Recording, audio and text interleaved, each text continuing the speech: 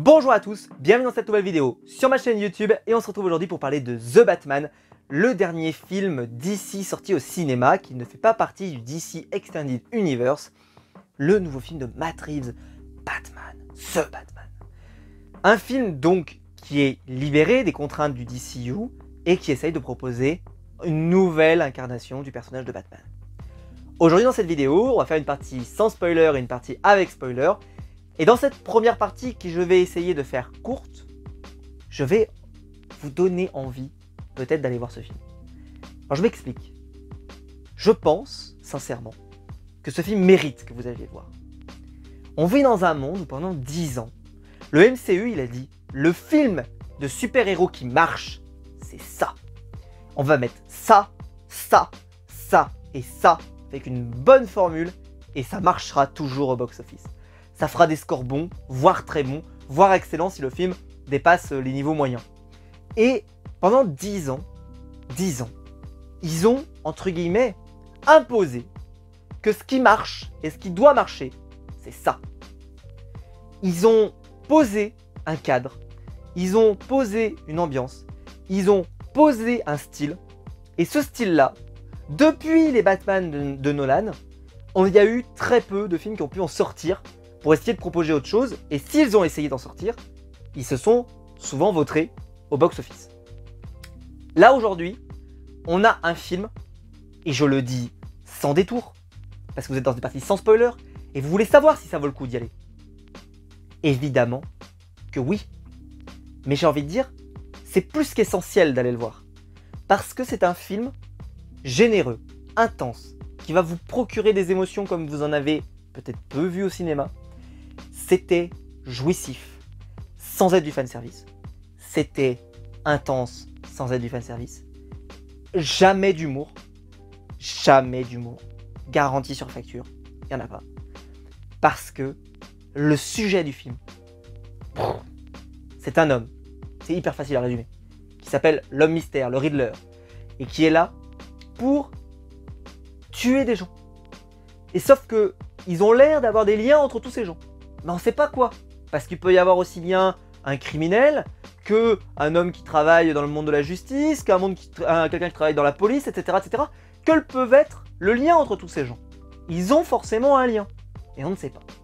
Alors on imagine bien que ça touche de près ou de loin les familles mafieuses du coin, ou en tout cas les personnalités voilà, la pègre de Gotham. Et donc, on va découvrir par cette enquête, qui démarre sur le sujet du Riddler, pour essayer de découvrir d'abord qui est le Riddler. Et j'ai envie de dire ça, ce n'est même pas presque le sujet d'intérêt. Le sujet d'intérêt, d'ailleurs, le film va vous le préciser tout de suite, enfin vous le préciser au milieu du film, c'est que l'intérêt de savoir qui c'est, j'ai envie de dire, c'est presque pas important, c'est surtout de savoir pourquoi.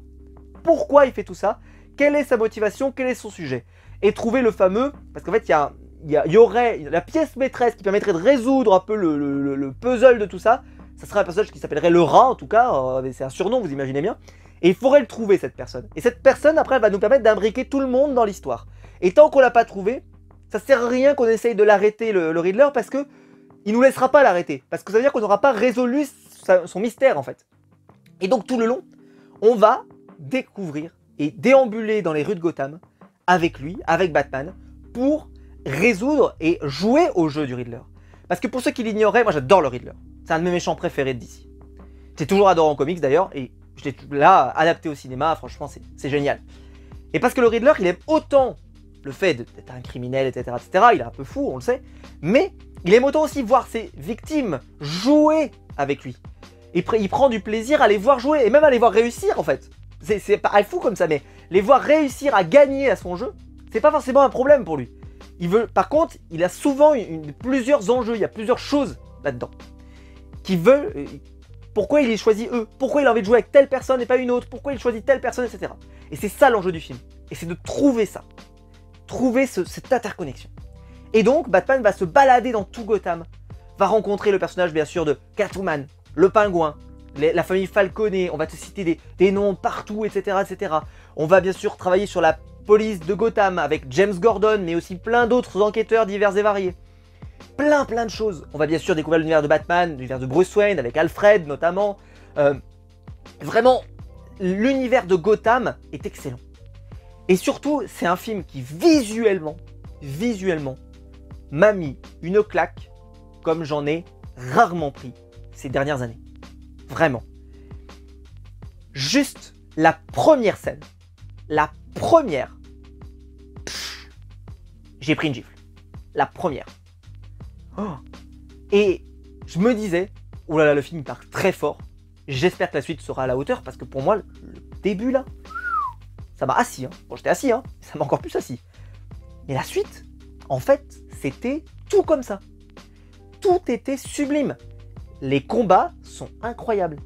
Une chorégraphie, une mise en scène, de la photographie, tout était... La musique qu'on suit tout le long du film Batman, qui est le thème principal du film The Batman, il vient toujours au bon moment et il sublime les scènes qui en ont besoin. C'est incroyable. Et par exemple, j'ai souvent entendu que pour un film comme ça, c'est un film adulte. C'est un film donc dur, violent entre guillemets. Mais par contre, vous voyez, contrairement à ce qu'on a pu reprocher au film Carnage par exemple, où on disait Carnage, il n'y a pas assez de sang dans le film Carnage. Dans le film Batman, il n'y a pas tellement de sang, il y en a un tout début. Et après, c'est surtout des combats. Mais par le fait qu'ils sont tellement bruts, tellement animaux, et ben ça fait violent. Et t'as pas besoin d'avoir des marques de sang humaines pour que ça ait l'air violent, si vous voyez ce que je veux dire. Et ça c'est bon de le rappeler aussi. Que la violence, ça passe pas uniquement pour mettre de l'hémoglobine de partout. On n'est pas dans Saw, quoi. Non, on est dans un film de super-héros, et ce film de super-héros, il a décidé de t'expliquer que ce qui fait peur, la peur en elle-même, c'est juste déjà la présence du Batman, déjà elle représente quelque chose de ce type-là. Et ça, je trouve ça incroyable. La mise en scène de l'apparition de la Batmobile, c'est ce que j'ai préféré peut-être voir au cinéma depuis je ne sais combien de temps. Peut-être depuis l'apparition fanservice de Endgame, pour ceux qui connaissent, quand les portes sont ouvertes. Là, forcément, c'était jouissif à mort. Je pense que depuis ça, c'est le truc que j'ai vu... une claque. Mais une claque, j'avais jamais vu ça de ma vie. Un truc comme ça, là, bam, posé. La divinisation de cette voiture, même dans Fast and Furious qui divinisent les voitures, vraiment il y a ce côté là aussi, ils ont des années-lumière de retard, tellement c'était ouf quoi. La lumière, l'intensité, par exemple il y a toutes les scènes de combat par exemple qui se ressemblent pas. La première scène, la deuxième scène, la troisième scène, la 10e scène, elles se ressemblent absolument pas. C'est toujours différent, avec des effets de couleur, avec des effets de lumière, avec des armes qui sont différentes, qui sont utilisées, enfin... Et puis des messages différents, et puis des enjeux différents. C'est sublime. Sublime. Et surtout le film, ce qui est incroyable, c'est qu'il gère super bien son rythme. Ça s'enchaîne bien, les scènes s'enchaînent. Et par contre, quand il faut poser un truc pour travailler sur les personnages, travailler sur Catwoman, travailler sur le pingouin, machin, ça va se poser. On va se poser, on va rentrer dans la pègre, on va rentrer et on va les découvrir. Et on va les installer. Et on va vraiment en profiter pour leur donner du bagage, les rendre intéressants, les rendre intrigants, les rendre crédibles. Et je trouve d'ailleurs que cette ville de Gotham, elle a l'air crédible, c'est un truc de fou. Alors que pourtant il y a des personnages qui sont dingues dans cette ville, mais elle a l'air crédible, elle a l'air poisseuse, elle a l'air tangible tellement. Il en a fait quelque chose de... un cadre qui a sublimé, je trouve, son propos dans le film. Je vais pas vous en dire plus. Je vais m'arrêter là. Parce que je voudrais pas vous révéler quoi que ce soit. Je voudrais pas vous spoiler par un mot qui pourrait m'échapper ou quelque chose, une information. J'ai pas besoin de vous en dire plus. Vraiment, allez le voir. Allez le voir parce que, je le dis, mais il faut soutenir des films comme ça. Il faut aller voir ça plutôt qu'aller voir Ant-Man et la Guêpe, tu vois. Il faut aller voir ce genre de truc. Parce que là, on a eu une proposition qui peut-être va marquer ce décennie, tu vois. La décennie dernière, bah voilà, le MCU, ils ont mis un standard. Et bah peut-être que ce standard, là, on vient de dire aussi, moi j'en ai rien à foutre du standard. Bam, j'ai posé mon film, The Batman, et rideau. Et j'espère qu'il va marcher. Parce qu'effectivement, il est violent. Donc tu te dis que peut-être qu'aujourd'hui, le public n'est plus habitué à voir ça. Et j'espère que le public va se rendre compte de qu'est-ce que c'est que ça. Qu'est-ce que c'est que cette proposition qu'on a eue, unique, innovante, incroyable. Et j'espère qu'on saura en profiter comme il se doit. On va se retrouver maintenant en partie spoiler de la vidéo. Pour ceux qui auraient peur d'ailleurs que le film soit trop long, non, il passe hyper bien, j'avais même pas vu le temps passer, c'était un truc de dingue. On passe en partie spoiler de la vidéo, maintenant. Si vous avez aimé, n'hésitez pas à liker, à vous abonner et à la partager sur les réseaux sociaux. Et maintenant, dans cette partie spoiler, je vais tout spoiler, donc partez, parce que vraiment je vais spoiler comme un goret.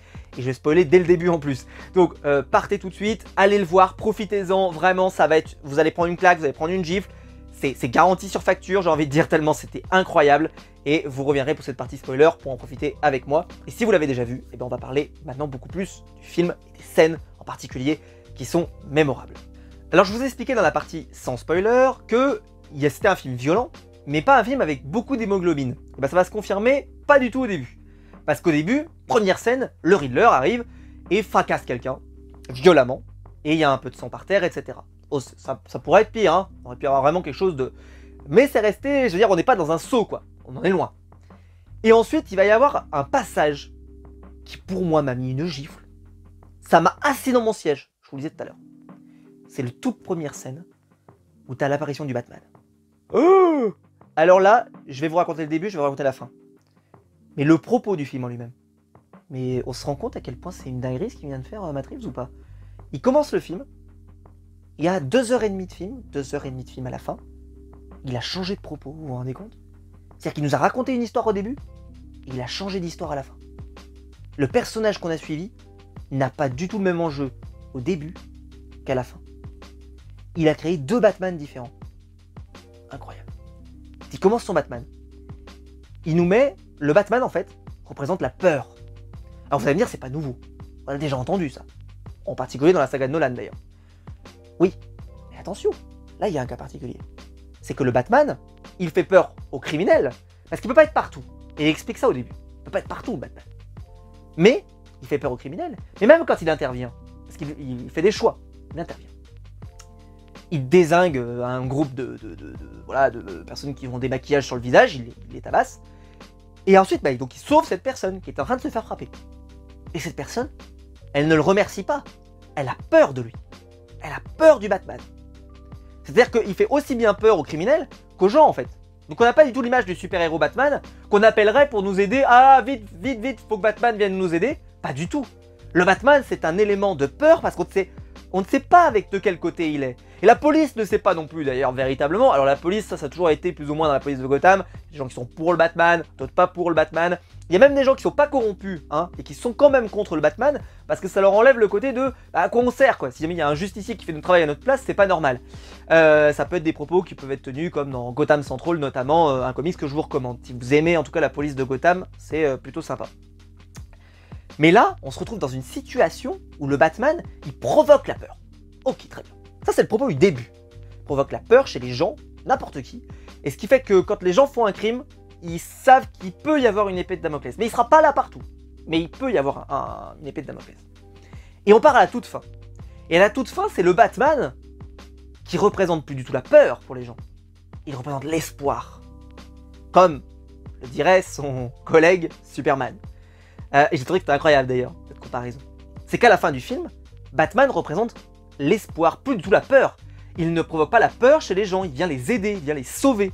Et il devient un sauveur, et visuellement il devient un sauveur pour les gens. Et là d'un coup, c'est plus du tout la même chose, c'est-à-dire qu'à la fin du film, le Batman n'est plus du tout ce monstre qui inspire la peur, mais un personnage qui inspire l'espoir d'un changement, l'espoir que ça ira mieux, etc., etc. Et ça, avoir fait ça, ce travail, et c'est qu'aussi le personnage de Bruce Wayne a évalué dans le film. Parce qu'au tout début, comme je vous l'expliquais, le personnage donc Robert Pattinson, qui est excellent dans le film, il est très taciturne, Robert Pattinson. Il est très maussade, il est très triste, il ne sourit pas, il est renfermé, il ne vit que sur lui-même. Et la seule chose qu'il veut, c'est venger son père, entre guillemets, ou en tout cas, essayer de faire perpétuer l'héritage de ses parents, si on veut le dire comme ça. Et donc il se bat pour eux. Il se bat pour eux. Et très bien. Mais il se bat pour eux, mais par contre, il ne vit pas vraiment sa vie. Et il ne s'intéresse pas vraiment aux gens, il s'intéresse à la ville en entier. Mais il n'est pas intéressé à une personne en particulier, il n'est pas investi dans des personnes en particulier. C'est très général ce qu'il fait. C'est juste un vengeur, quoi. C'est tout. Quelqu'un qui est là pour décider, pour intervenir, pour régler des problèmes, pour régler des conflits. C'est sa seule fonction. Et là, j'ai adoré donc cette première partie avec la peur du logo Batman comme ça dans le ciel, qui était sublime. Ensuite, donc on a tout le début, donc avec la scène de crime. La scène de crime voilà, qui s'installe et tout. Et là, on nous installe donc le personnage du Riddler, donc le méchant phare du film, qui porte le film et qui porte les enjeux. C'est-à-dire que Batman doit jouer à son jeu. Et le but du film, comme je vous l'ai expliqué en partie sans spoiler, c'est que le but, c'est pas autant de découvrir, entre guillemets, le coupable ou tout ça, etc., c'est important. Mais c'est surtout, en fait, en vrai, c'est jouer à un jeu. Alors ça fait que très côté, j'arrête pas de vous citer Saw depuis tout à l'heure, mais il y a un peu ça, en fait. C'est on joue à un jeu, et il y a un moment, le Batman va le préciser, il va le dire. En fait, je veux pas... l'identité de la personne, c'est pas ce qui m'intéresse en ce moment. Alors que pourtant, ça semble la clé de voûte du truc. Mais il dit non. Parce que là, en fait, on a un problème. C'est qu'on a des gens... On a un policier, on a un mec qui travaille à la justice, on a un truand ou un dealer ou ce que tu veux, etc. Mais quel est le point commun entre tous ces gens? Quelle est la chose qu'il y a à deviner? Quelle est la chose? Et en plus, il va même nous parler de mon père, il va même intégrer Thomas Wayne dans cette affaire, etc. Ça veut dire qu'il y a quelque chose d'énorme dessous. Quelque chose d'énorme. Et plus il avance, plus il a envie de savoir. Et en fait, j'ai envie de dire que la réponse au mystère est presque plus importante que l'identité potentiellement de l'homme mystère. L'identité de l'homme mystère, on s'en fout quoi. On s'en fout. C'est important. Mais il le dit à un moment, il dit, ce qui nous intéresse le plus, c'est d'abord d'attraper le rat. Parce qu'il a, en fait, il y a tout un enjeu autour du rat, qui est dans les énigmes. Et il faut trouver le rat. Trouver le rat. Et quand on aura trouvé le rat, en fait, ça sera le morceau, le morceau manquant qui permettrait de faire un lien un peu avec tout le monde et qui permettra de comprendre, et certainement de comprendre pourquoi le Riddler fait ça, et à ce moment-là de l'arrêter. Et tant qu'on n'a pas ça, ça ne sert à rien d'essayer de l'arrêter parce qu'en vrai, on n'en est pas capable. Et donc, Batman joue à son jeu, mais il y joue volontairement. Et ça, j'ai trouvé génial. Alors, excellent, bien sûr, les références à mon comics préféré, Batman à Halloween, puisque ça commence le jour d'Halloween, évidemment. En plus, c'est vraiment un peu la même chose, c'est-à-dire que c'est un crime qui touche les familles Falconet, alors sauf que dans... Enfin, des crimes, hein, sauf que dans le Halloween, bah évidemment, c'est juste à pleine fête, en fait. Alors que là, non, c'est comme ça, au hasard des calendriers, il n'y a pas du tout de question de répétition comme ça. Alors bien sûr, le film s'alimente de plein d'énigmes que je trouve pas si faciles, comme par exemple, que fait un menteur en mourant? Il ment comme il expire. Ah, cette phrase, je l'ai lu plusieurs fois, franchement, c'est vrai que tu la lis comme ça, je trouve qu'elle est belle, et en même temps, le sens premier, le sens second est pas d'une évidence, tu vois, comme ça, alors que parfois, ils font des questions qui sont très évidentes, et là, elle est belle, cette phrase, elle est juste belle, quoi. Et donc, après, on a tout un passage où il va dans la Batcave, il rencontre Alfred. J'ai bien aimé, bien sûr, la rencontre, enfin, tout le travail autour d'Alfred, j'ai beaucoup aimé, je pense vraiment que c'est très réussi. Cependant, j'ai quand même un truc que j'ai regretté, entre guillemets, c'est qu'il va se passer un truc assez important avec Alfred, c'est qu'il va presque mourir dans une explosion. Et je trouve, alors ça m'a marqué parce que c'est Alfred, mais je trouve qu'ils ont tissé un lien entre les deux qui était peut-être pas suffisamment fort pour que ça soit aussi impactant que prévu. C'était impactant parce que la scène est incroyable quand il y a l'explosion et tout, elle est incroyable quand tu le vois partir avec sa Batmobile et que tu le vois appeler et que là l'autre, je sais pas, femme de ménage, je sais pas, ou qui répond et qui dit Monsieur Wayne, le malheur est déjà arrivé, et elle est vraiment, c'était sublime. Moi je pensais qu'il était mort et on a vu qu'il était pas mort. Clairement je sais même pas comment il a survécu à un truc pareil d'ailleurs, c'est un peu mystérieux mais bon. En tout cas Alfred génial, moi j'ai adoré. Cependant, avec le potentiel de l'acteur, on aurait pu espérer qu'il y ait une relation qui soit plus forte entre les deux. Mais vu que Batman, le Bruce Wayne, il est très renfermé, taciturne, le seul moment où ils vont interagir un petit peu, c'est quand Alfred essaie de déchiffrer les codes, en fait. Le reste, ils vont tisser peu de liens. Alors, il y aura une scène qui sera assez sympa sur ce sujet-là, c'est le moment où ils vont... Et en plus, ce moment-là où il va leur répondre « T'es pas mon père », quoi. Donc un peu cash comme ça. Voilà, c'est peut-être le regret que je pourrais avoir, c'est que la relation entre les deux, pour que cette scène-là, elle ait autant d'impact que je pense que ce qui était prévu, je pense qu'il aurait fallu encore en rajouter peut-être plus. Et je préfère limite, par exemple, ce qui a été fait, dans la saga de Nolan, sur la relation entre le Batman et et Alfred, qui était beaucoup plus travaillé notamment. Mais j'ai envie de dire, on peut pas tout travailler, c'est-à-dire que là aussi, il a beaucoup travaillé sur la relation avec Catwoman, notamment. Voilà, tu peux pas tout faire non plus, voilà. Mais donc... Alfred est peut-être la déception du film, peut-être. À vous de me dire dans les commentaires si vous êtes d'accord ou pas. Et là, j'ai noté l'apparition de la voiture. L'apparition de la voiture. Vous avez vu ce truc-là? Donc, l'enquête continue. Là, il arrive, donc il y a le pingouin qui est en train de faire des conneries, etc. Il y a des cadavres dans son coffre et tout. Là, bon, bah, il y a Catwoman. Ça part en énorme bordel. Et là... il est au fond, machin, t'as la caméra qui se pose, la musique qui se lance, et tu sais qu'il y a la Batmobile au fond. Et cette apparition, et clairement la scène, elle est pas rallongée, tu vois. Enfin, elle est pas accélérée, je veux dire, il va la laisser du temps il va poser, t'as l'impression qu'il pose la cam et elle avance, tu vois, et et tu sens qu'elle va apparaître. Et elle apparaît pas tout de suite en plus. Parce que moi je m'attendais vraiment qu'on voit les phares, machin, mais non, direct, c'était sublime, sublimissime. Et alors là, bon, les scènes où ça s'enchaîne, ça s'envoie, la course-poursuite en voiture, c'était incroyable, c'était sublime. On a aussi donc tout plein de passages qui sont dans la boîte de nuit de Oswald Cobblepot, le pingouin, que j'ai trouvé excellent. J'ai qu'une peur, moi, quand on a Oswald Cobblepot, c'était ce qu'on avait vu dans la série Gotham, c'est parfois on peut tomber dans une forme de surjeu, un peu comme avec le Joker d'ailleurs notamment, où on peut tomber sur quelque chose d'un peu kitsch. Et le problème c'est qu'entre le kitsch et le côté où c'est glaçant mais ça reste réel, la limite elle est très très fine. Et là justement, le pingouin il m'a pas choqué.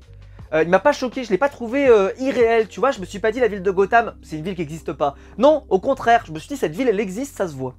En tout cas ça a été mon avis, et surtout par la mise en scène. Et la ville de Gotham en elle-même, je trouve qu'elle sublime les interactions entre les personnages. C'est un cadre parfait pour raconter cette histoire. Alors bon, il y a tout plein de passages donc avec Catwoman, et Catwoman je trouve que c'est le personnage qui s'en sort le mieux, parce qu'elle a énormément de temps. Et contrairement à Alfred qui a peu de temps, alors elle a beaucoup de temps. Beaucoup d'interactions avec Batman. Son histoire d'amour avec lui est extrêmement bien faite, avec plein de petits grains, de petits indices au fur et à mesure. Tout le passage où il lui met une pupille, donc il regarde par son regard, et il y a quelque chose de quand même très marquant dans ce souvenir-là. Et plus ça va avancer, plus leur relation va se tisser. Il y a des longs moments de pause parfois où ils font juste que se regarder, entre guillemets, où ils font... je sais pas, j'ai trouvé ça extrêmement bien fait, c'était prodigieux pour moi. Et on a le gros passage de l'enterrement. Alors le gros passage de l'enterrement, donc où ils vont, enfin c'est pas vraiment un enterrement, c'est plutôt un hommage entre guillemets, où ils vont dans une énorme église. Et pareil, ce passage-là, il est incroyable parce qu'en termes d'histoire, en fait, juste où tu vois Bruce Wayne qui arrive, très taciturne comme toujours, mais qui regarde un enfant où il était lui-même à cette place probablement il y a quelques années et qui est tout seul. Et il sait pas quoi lui dire, il sait même pas s'il va aller le voir ou pas. Et c'est là que je vous explique qu'au début, il est pas vraiment, il va pas vers l'humain, Bruce Wayne, en vrai. Il sauve des gens, et il sauve sa ville en fait. Il a vraiment une analyse globale, et seulement à la fin il devient ce super-héros qui s'intéresse aux gens, mais vraiment de façon à aider les gens au maximum. T'as même l'impression d'ailleurs que la fille, genre j'ai pas trop compris si elle était prostituée ou pas vraiment prostituée, peu importe on va dire, qui a disparu notamment, on sait pas, bon. Bah celle-ci, oui, il s'y intéresse, mais c'est pas non plus sa passion débordante, il est pas, tu vois, il fait pas preuve d'une empathie comme on l'a souvent vu avec Batman, je trouve. En tout cas, c'est mon avis. On a donc tous les passages, bien sûr, autour d'Ala, et après il y a plein d'énigmes, hein, bien sûr, pour le personnage du Riddler. Donc on va devoir trouver pas mal de choses. Il y a des passages incroyables en termes de mise en scène, notamment dans l'entrepôt, donc avec la Batmobile. Tout le passage dans l'orphelinat, qui était très cool. L'explosion bien sûr dans le manoir Wayne. Et tout ça, ça s'enchaîne avec extrêmement de rapidité, très fluide. T'as l'impression en fait que ça coule de source. C'est-à-dire que, alors ce qui est bien parce que vu que c'est les Riddler qui contrôlent le jeu entre guillemets, et ben le jeu ça fait qu'il n'y a pas forcément des facilités scénaristiques. Parce qu'on pourrait dire qu'il y a des facilités, mais non. Parce que vu qu'il y a un jeu derrière, et ben le fait qu'il aille de tel endroit à tel endroit à tel endroit et qu'on ait l'impression que ça s'enchaîne tellement bien que ça a l'air d'être fait exprès, mais c'est presque fait exprès évidemment, puisque c'est un jeu auquel joue Batman, donc ça choque pas, tu vois. Et ça c'est génial. Et là la révélation. Donc Catwoman, c'est la fille de Falcone. Really, quoi? J'ai été surpris de découvrir ça. Je pensais pas qu'ils en avaient besoin. Est-ce que ça rajoute au personnage de Catwoman? Non, pas totalement. Mais est-ce que ça lui en enlève? Pas du tout. Au contraire, ça la rend encore plus actrice, excusez-moi, dans l'histoire. Je l'ai trouvé d'ailleurs sublime. L'actrice, juste physiquement, je l'ai trouvé sublime. Mais au-delà de ça, elle joue incroyablement bien. Oh! Et elle dégage un truc par le regard et tout. Rien que ça déjà, c'était un truc de dingue. Mais même, ses phrases, elles étaient super bien prononcées, super bien dites. Bam, toujours ça faisait mouche. Et bien sûr, Robert Pattinson se sent très bien aussi. Hein. Mais vraiment, elle m'a scotché. Et je vous parle même pas de, pour moi, Oswald Cobblepot, je l'ai trouvé incroyable. Et James Gordon. Alors bien sûr, on l'avait vu, l'interprète de James Gordon dans Hunger Games. On n'avait pas gardé un souvenir impérissable. On l'avait vu dans Westworld, et je savais déjà qu'il était capable de faire des masterclass, mais là, il a encore remis des...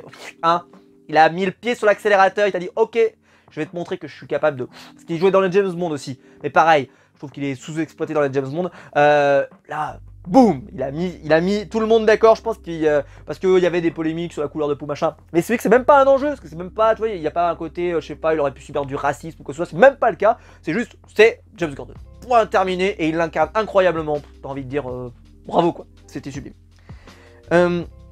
Et comme je vous le disais, il y a la course-poursuite notamment, avec le personnage de Oswald Cobblepot, à la sortie donc du hangar et tout, et il y a cette énorme course-poursuite en bagnole, où ils vont chercher le personnage du pingouin et tout. Elle est... Oh, elle est folle cette scène. Elle est folle. On aurait dit du Fast and Furious les amis. On aurait dit du Fast and Furious, mais un Fast and Furious avec une esthétique incroyable. Le moment où la Batmobile elle saute par-dessus les flammes, elle est sublime avec ce moment où t'as dans le rétroviseur où t'as le Oswald Cobblepot qui est sûr d'avoir gagné, le pingouin il est trop content de lui et tu sais que la voiture elle va arriver parce que tu le sais, évidemment que tu le sais. Et tu vois par le rétro et ce moment où la voiture est retournée et où t'as le Batman qui approche qu'on avait vu dans le premier teaser, limite j'aurais aimé ne pas voir ça dans le teaser parce que bah on avait vu dans le teaser, je fais ah ouais putain, parce qu'en vrai cette scène elle est tellement stylée de façon pure quoi. C'est-à-dire que tu la prends juste comme ça là, tu regardes, tu fais waouh, oh, quelle incroyable maestria. J'ai été surpris également que Thomas Wayne, alors il n'était pas corrompu Thomas Wayne, petite précision, c'est qu'il essayait de corrompre entre guillemets des gens pour essayer de ne pas faire fuiter une information sur sa femme, en particulier sur sa présence dans un hôpital psychiatrique. Alors, j'ai trouvé ça surprenant qu'une nouvelle fois Thomas Wayne ne soit pas montré sous un bon jour. C'était également le cas, vous vous souvenez, dans le film Joker, pour ceux qui l'ont vu, où Thomas Wayne avait plutôt une image plutôt très mauvaise, en tout cas pas bonne, mais c'est normal, hein, c'était du point de vue du Joker, donc forcément ça n'aidait pas, mais en tout cas elle n'était pas bonne.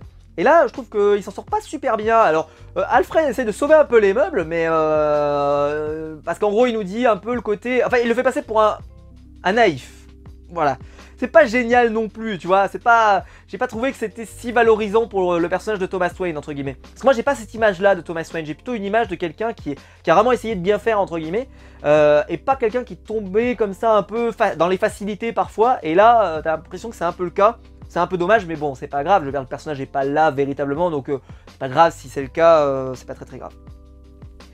Il y a tout bien sûr une histoire et un historique autour de la vengeance, donc on va revenir bien sûr sur la mort des parents de Bruce Wayne, avec l'énorme scène avec Falconet que j'ai adoré aussi d'ailleurs, que j'ai trouvé incroyable, super bien incarné, physiquement, bam, il impose vraiment, et pourtant il est pas fort physiquement, tu vois, et il impose juste par sa prestance, très impressionnant.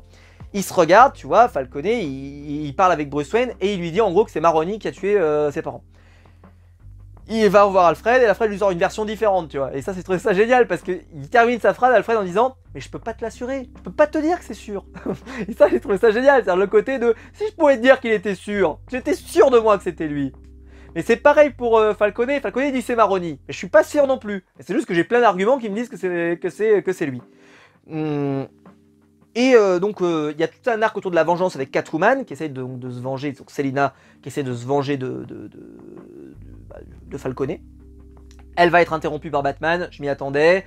Ceci étant dit, le film était tellement sombre que je me suis dit à un moment, ça se trouve ça va y aller, c'est-à-dire que c'est Batman qui va le tuer. Et non, ils ont quand même gardé ça. Ceci étant dit, vu le propos, vu l'évolution du film, c'est-à-dire qu'au début, comme je l'ai dit, il inspire la peur et ensuite il inspire l'espoir, évidemment qu'il ne tue pas, parce que sinon ça aurait cassé le film en fait. Ça cassait le film s'il tuait. Ceci étant dit, la scène où Falconet meurt et tu vois, il le regarde et t'as l'impression un peu ce sentiment de... C'est pas... je le regrette pas, tu vois. Je le regrette pas, parce que bah, il y a encore un peu de chemin à parcourir pour qu'il en arrive à le côté de... faut pas tuer quoi. Là, je veux dire, il est mort, ben écoute, c'est pas non plus une perte, il va pas en perdre le sommeil quoi. Même si pourtant c'est lui qui provoque entre guillemets sa mort parce qu'il joue au jeu du Riddler là vraiment sans le vouloir en plus. C'est-à-dire qu'il l'amène sous la lumière et boum, il meurt. On a bien sûr toute l'interrogation bien sûr donc, du Riddler et là le Riddler se fait arrêter. À partir de ce moment-là, le Falconet est mort, toutes les pièces du puzzle ont été ramassées, Thomas Wayne est impliqué dans tout ça, etc. Enfin bref, on a mis toutes les pièces, boum, c'est bon, c'est fini. Et je me suis dit, oh, merde. Ça va se finir comme ça va se finir juste avec une petite interview et peut-être un teasing, un peu comme ils nous ont fait à la fin du film d'ailleurs, avec juste le Riddler qui va trouver le Joker et puis j'en sais rien, enfin voilà un truc, je me suis dit merde, ça faisait pas grosse fin, ça faisait pas, ça m'allait pas, mais heureusement il y avait des trucs en plus quoi. Le film continue, bien sûr, il commence à discuter dans l'interrogatoire. L'interrogatoire était excellent aussi. D'ailleurs, le Riddler, à partir du moment où il enlève son masque. D'ailleurs, avec le masque, il est vraiment flippant, mais quand il enlève le masque, ils ont choisi un acteur qui est super cool parce qu'il a une tête de bon vivant, de mec sympa quoi. Et ça marche super bien. Parce que le Riddler, il a jamais une tête normalement trop méchant. Normalement, il est plutôt sympa. Et là, il avait vraiment l'air sympa. D'ailleurs, son arrestation dans le bar et tout, elle était super stylée. Et donc on a le moment où il enlève la moquette et ça j'ai trouvé ça génial, ce moment là, cette révélation, la façon dont il découvre la vidéo et en fait on se demande si ça va révéler son identité secrète ou si ça va révéler d'autres choses. Et le moment où ça révèle, boum, c'est des explosions partout dans la ville comme dans No Man's Land notamment, ou dans l'an 0 à la limite de Snyder un petit peu dans l'idée. Voilà, c'était génial, bam bam bam, et là c'était sublime. Et là le film prend une autre dimension et encore autre chose. Parce que là, ça devient un film catastrophe, c'est-à-dire qu'on est passé par tellement d'émotions entre là. On avait un film, au début c'est un film d'enquête, après c'est un film d'infiltration, après c'est un film d'espionnage, c'est un film presque un film d'amour, un film de gore, un film de torture, ce que tu veux, etc. C'est incroyable. Et tu passes des événements et là t'arrives, boum, film catastrophe, avec donc un énorme raz-de-marée qui arrive. Et puis Bruce, Batman essaye de sauver la situation, mais malheureusement c'est déjà trop tard en fait quand il est en possibilité d'intervenir. Mais il peut encore sauver la vie de certaines personnes, et là il va sauver véritablement la vie de personnes, et il va se donner à 200%. Et là c'est l'image du héros, c'est plus l'image du héros qui fait peur, c'est l'image du héros qui sauve véritablement les gens, qui vient attaquer les disciples un petit peu du Riddler, qui vient les frapper. Et qui perd même presque tout discernement, à tellement il veut les détruire et les tabasser. Et puis après, il y a ce moment où t'as l'impression que voilà, ça y est, il réalise que c'est bon, il a atteint son objectif entre guillemets. Et il est prêt à devenir plus un symbole de peur, mais un symbole d'espoir, et c'est ce qu'il va dire d'ailleurs. Et là, boum, il attrape un câble électrique qui allait tuer tout le monde, et il l'arrache pour pas... Et sauf que ça aurait pu le tuer, mais ça ne le tue pas. Et il y a ce moment où il ouvre la porte comme ça, et voilà, et il fait sortir les gens, enfin c'était sublime. Donc après, bon, il rencontre un personnage, donc le personnage, voilà, on lui dit que c'est un personnage un peu de la vengeance. Alors bien sûr, c'est inspiré beaucoup de personnages de Hush, évidemment. Même s'il n'y a pas exactement le même travail, hein, visuellement notamment. C'est pour ça que c'est un petit peu un mix de plein de comics différents. Il y a de l'an 0, il y a du Allons Halloween, du Batman Silence, il y a plein de trucs dedans, c'est assez extraordinaire. Et puis là, les combats sont des formes orgasmiques. Alors moi j'ai adoré tous les combats du truc, parce qu'il y a eu des combats juste où par exemple il y a un moment où il frappe, tu sais, comme ça, pam pam, et il y a juste des lumières qui apparaissent à chaque fois qu'il donne un coup. C'est tout de suite, ça, visuellement, mais c'est impactant. Derrière il enchaîne, il met des uppercuts énormément. Il y a une autre scène où quand il essaie d'échapper aux flics, où il tire comme ça en haut et il part et après il se jette comme ça. Enfin c'était sublime aussi. Non, vraiment des superbes scènes. D'ailleurs le film m'a beaucoup fait penser dans le fait qu'il y avait beaucoup de voix off dans le film. Et ça me fait beaucoup penser à la première saison de Arrow notamment. Alors il va me dire, tu compares ça à Arrow? Non attends, comment il se permet? La première saison de Arrow, j'ai pas dit sur la suite. La première saison de Arrow c'est un peu pareil. Arrow il parle beaucoup Oliver Queen parle beaucoup en voix off. Et il écrit, surtout il lit le journal de son père notamment. Où il est en train de venger la ville de Gotham et un peu il perpétue le travail de son père. Il y a un peu ce côté-là, un peu de temps en temps qui ressort. Et je trouve que dans la fin notamment, c'était un peu ça, c'était le côté de voilà, je suis devenu un peu le vigilante de la ville. Et ça y est, je vais pouvoir, maintenant je me donne comme rôle d'être vraiment le protecteur, le symbole protecteur de la renaissance de Gotham. J'ai noté par exemple, il y a vraiment cette différence d'opinion entre Catwoman qui dit en gros le changement est impossible. Et notre Batman de folie, lui, se transforme en François Hollande et nous dit le changement, c'est maintenant. Ouais, donc je plaisante, mais ça m'a bien fait penser. Bien sûr, donc le Joker va apparaître à la toute fin et va rencontrer Enigma.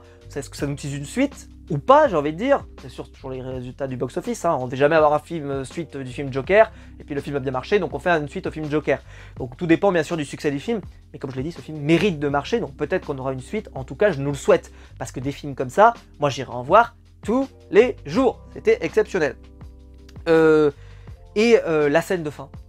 La scène de fin avec Batman et Catwoman qui se séparent avec la moto. Alors d'abord ils ont une première séparation et ensuite Batman et Catwoman font une partie du chemin ensemble. À un côté, j'ai cité beaucoup Fast and Furious aujourd'hui, je sens que ça va faire rager, mais bon, qu'est-ce que vous voulez que je vous dise?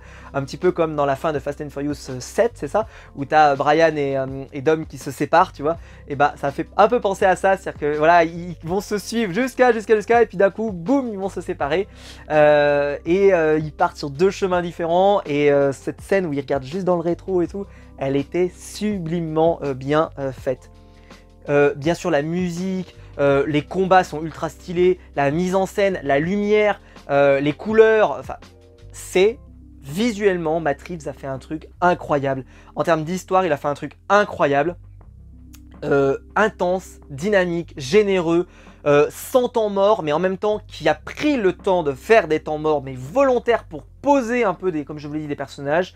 Tous les personnages sont intéressants, il n'y a pas de personnage raté, à part mes petites réticences pour le personnage d'Alfred, mais c'est personnel, c'est juste parce que je pense qu'on aurait pu faire mieux, vu le potentiel, comme je le dis, des deux acteurs. Cependant, le reste est tellement réussi que tu vois, c'est presque tu peaufines, quoi, tu chipotes un peu, mais bon, je suis là pour ça aussi.